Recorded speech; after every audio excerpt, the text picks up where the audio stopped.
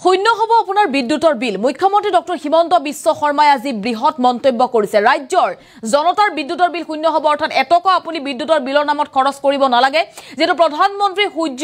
ঘৰ যোজনা এক বিশেষ আঁচনি হাতত লৈছে চৰকাৰে এই আঁচনিৰ জৰিয়তে আপুনি যদি লাভান্বিত হ'ব বিচাৰে আবেদন কৰিব লাগিব আৰু ইতিমধ্যে 2 লাখ লোকে আবেদন কৰিছে নতুনকৈ 1,70,000 লোকে লাভ কৰিব সোলাৰ প্যানেল আমি লৈ আহিছো সবিশেষ তথ্য প্ৰধানমন্ত্ৰী সূৰ্য ঘৰ আঁচনিৰ জৰিয়তে দেশৰ কোটি কোটি লোক লাভান্বিত হ'ব আৰু বিনামূলীয়া হ'ব আপোনাৰ বিদ্যুৎ এটকা আপুনি বিদ্যুতৰ নামত দিব নালাগে শূন্য হ'ব বিদ্যুতৰ বিল উলুটা আপুনি বিদ্যুৎ বিক্ৰী কৰি ধন লাভ কৰিব পাৰিব বিদ্যুতৰ বিল এটকাও দিব নালাগে ইতিমধ্যে ৰাজ্য চৰকাৰে আজি মুখ্যমন্ত্ৰী ডক্টৰ হিমন্ত বিশ্ব শৰ্মাই জনাইছে আপোনাৰ বিদ্যুতৰ বিল শূন্য হ'ব বিদ্যুৎ বিভাগক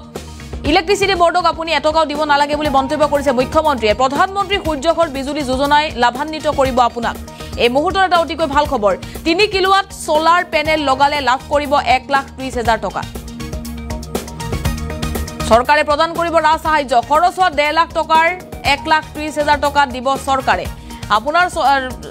সোলাৰ প্যানেলত 1.5 লাখ টকা খৰচ হ'ব তাৰ 1,30,000 টকা চৰকাৰে দিম বুলি ঘোষণা কৰিছে অসমত 1,70,000 পৰিয়ালে প্ৰথম অৱস্থাত লাভ কৰিব বিনামূলীয়া বিদ্যুৎ অৰ্থাৎ সোলাৰ প্যানেল তেওঁলোকে লাভ কৰিব ইতিমধ্যে 1,70,000 পৰিয়ালে স্থাপন কৰিছে সোলাৰ প্যানেল নতুনকৈ 2 লাখ লোকে প্যানেলৰ বাবে আবেদন কৰিছে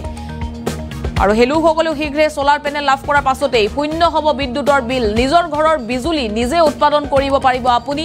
আৰু কেন্দ্ৰীয় চৰকাৰে হাতত লৈছে বৃহৎ আঁচনি বিজুলী বিক্ৰী কৰি ধনু ঘটিব পাৰিব আপুনি এই মুহূৰ্তৰ এটা ভাল খবৰ এটা ডাঙৰ খবৰ আপোনাৰ বাবে যদি আপুনি আবেদন কৰা নাই শীঘ্ৰে আবেদন কৰক কেন্দ্ৰীয় চৰকাৰৰ এই আঁচনিৰ বাবে প্ৰতিটো পৰিয়ালে সোলাৰ প্যানেল লগাই লাভ কৰিব বিনামূলীয়া বিদ্যুৎ ৰাজ্যৰ 1,70,000 লোক ইতিমধ্যে সোলাৰ প্যানেল লাভ কৰিছে তেওঁলোকে বিনামূলীয়া বিদ্যুৎৰ বাবে যোগ্য হৈ পৰিছে ৰাজ্যত বিনামূলীয়া বিদ্যুৎ হ'ব শূন্য হ'ব আপোনাৰ বিদ্যুৎৰ বিল আজি মুখ্যমন্ত্ৰী ডক্টৰ হিমন্ত বিশ্ব শৰ্মাই ৰাজহুৱা সভাত প্ৰধানমন্ত্ৰীৰ বিশেষ আঁচনিৰ জৰিয়তে লোকসকলক জনাইছে আৰু যদি আপুনি 3 কিলোৱাট সোলাৰ প্যানেল লগাই তেতিয়া হলে 1.5 লাখ টকা খৰচ হ'ব ইয়াৰ 1,30,000 টকা চৰকাৰে ৰা সাহায্য দিব কিন্তু 20,000 টকা খৰচ কৰি আপুনি আজীবন বিদ্যুতৰ বিল দিব নালাগে শূন্য হ'ব বিদ্যুতৰ বিল আৰু সোলাৰ প্যানেলৰ জৰিয়তে ৰাজ্যৰ পুনৰ লাখ লাখ লোক লাভান্বিত হ'ব নতুনকৈ 2 লাখ লোকে আবেদন কৰিছে যদি আপুনি আবেদন কৰা নাই শীঘ্ৰে আবেদন কৰক কেন্দ্ৰীয় চৰকাৰৰ বিশেষ আঁচনিৰ বাবে কি কৈছিল মুখ্যমন্ত্ৰী ডক্টৰ হিমন্ত বিশ্ব শৰ্মাই মন্তব্য শুনক আমাক আবেদন কৰিছে অৰ্থী আকৰ্ষণ কৰিব খুজিছো প্ৰধানমন্ত্ৰী নৰেন্দ্ৰ মোদী ডাঙৰীয়াই প্ৰধানমন্ত্ৰী সূৰ্য ঘৰ বিজুলী যোজনা নামৰ এখন আঁচনি আৰম্ভ কৰিছে এই আঁচনিখন অৰ্থ হল যে এটা পৰিয়ালে নিজৰ ঘৰত 3 কিলোৱাটলৈকে সৌৰ শক্তিৰ প্ৰকল্প স্থাপন কৰিব পাৰে অৰ্থাৎ সৌৰ শক্তিৰ প্যানেল বোৰ্ড আমি লগাব পাৰো 3 কিলোৱাট যদি সৌৰ শক্তিৰ প্যানেল আমি লগাও আমাৰ ঘৰত খৰচ আহিব 1.5 লাখ টকা অৰ্থাৎ 1.5 লাখ টকা যদি আমি খৰচ কৰো আমি 3 কিলোৱাট সৌৰ শক্তি আহৰণ কৰিব পাৰিম কিন্তু সাধাৰণ মানুহে 1.5 লাখ টকা কৰ পৰা দিব সেই কাৰণে কেন্দ্ৰীয় চৰকাৰ আৰু ৰাজ্য চৰকাৰে লগ লাগি 1.5 লাখ টকাৰ 1,30,000 টকা আমি চৰকাৰৰ পৰা ৰা সাহায্য হিচাপে পৰিয়ালটোক আমি তুলি দিম অৰ্থাৎ মাত্ৰ 20,000 টকাহে পৰিয়ালটোৱে খৰচ কৰিব লাগিব আৰু 1,30,000 টকা ৰাজ্য আৰু কেন্দ্ৰীয় চৰকাৰে দিব আমাৰ অসমত 170 ঘৰ পৰিয়ালে ইতিমধ্যে আমাৰ আঁচনিৰ জৰিয়তে এই প্যানেল স্থাপন কৰিছে আৰু 2 লাখ ৰাইজে 2 লাখ ব্যক্তিয়ে এই প্যানেল স্থাপন কৰাৰ বাবে আমাক আবেদন কৰিছে অৰ্থাৎ আমি যেতিয়া 2 এদিনতে মই গুৱাহাটীত প্ৰেছ কনফাৰেন্স এখন কৰিও সেই পৰিয়ালসকলক মই মাতি তেওঁলোকৰ হতুৱাই তেওঁলোকৰ অভিজ্ঞতা বৰ্ণনা কৰাম তেওঁলোকে আমাক জনোৱা মতে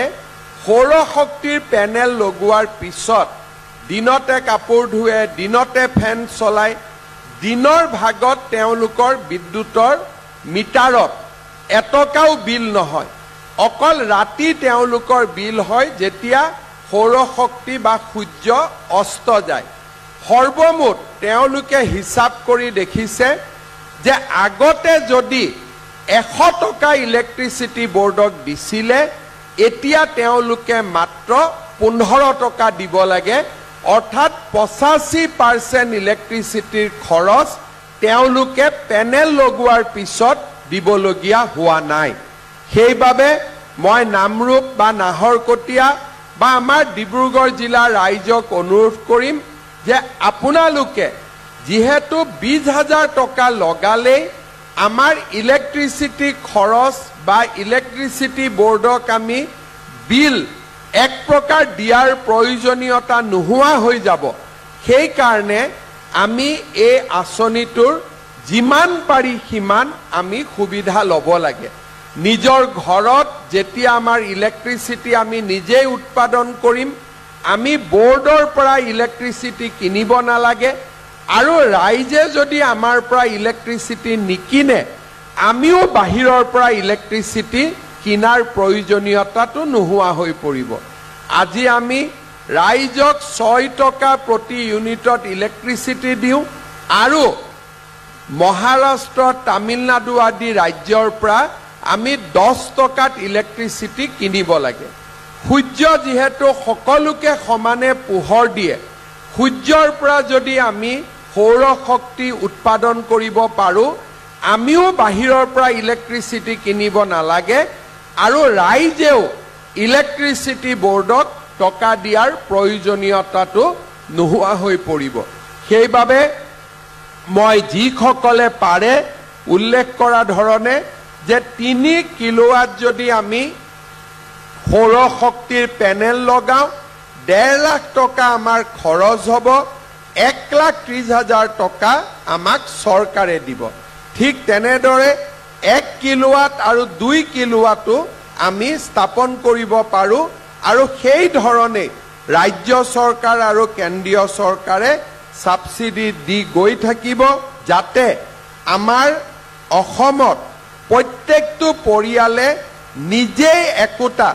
ইলেক্ট্ৰিচিটি উৎপাদন কৰিব পৰা ক্ষুদ্ৰ উদ্যোগলৈকে ৰূপান্তৰিত হ'ব পাৰে আৰু পেনেলখন লগাই থলে একো কৰিব নালাগে এবাৰ পেনেলখন লগালে ধুনিয়াকৈ লাগি থাকে মাত্ৰ মাজে মাজে বেটাৰীটো চেক কৰিব লাগে তাৰ বাদে বিশেষ ইয়াত কোনো জটিলতা নাই